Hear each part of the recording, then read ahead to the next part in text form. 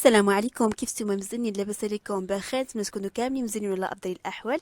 اليوم نحضر معكم بوغرير اولا بغرير. طبعا الوصفه اللي ناجحه 100% وكنحضروها بدقيق فينو. هنايا عندي كاس ديال فينو، عملت كاس ديال العنيبه كما قد الطحين ديال فينو وقد الطحين ابيض. هنايا عندي طحين ابيض رطب، عندي مغروفه ديال الخميره ديال العجينه، مغروفه ديال الملح ومغروفه صغيره ديال السكر، وعندي خميره ديال الحلوى صغيره عي وحده، وكنحتاج 3 ديال الكيسان ديال الماء دافي.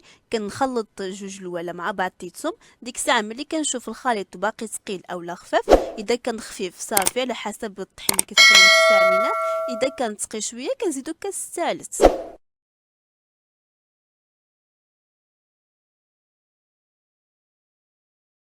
هي كنستعمل الطراب باش كنخلطها، واذا ما كاينش عندكم الطراب تقدروا تستعملوها هي في مولينكس.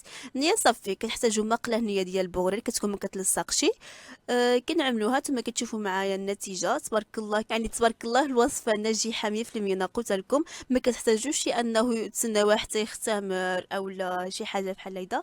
لا، عي صافي كتعدلو كتمشيو طيبوه ديريكت، يعني ما محتاجش تسناوها حتى يختمر. صافي هنايا زولتها، وهنايا عملت لهم شويه د العسل كما كنعرفوا بوغرير كيجي مع العسل في نيوان. ايوا نتمنى الوصفه تنجح معكم وتجربوها. انا كما قلت لكم الوصفه اصلا ناجحه 100% ان شاء الله يا ربي. ايوا ما تنسوش تعملوا واحد جيم وابوني لقناه دار اسماء الضيافه، ونتلاقاو ان شاء الله في وصفه جديده.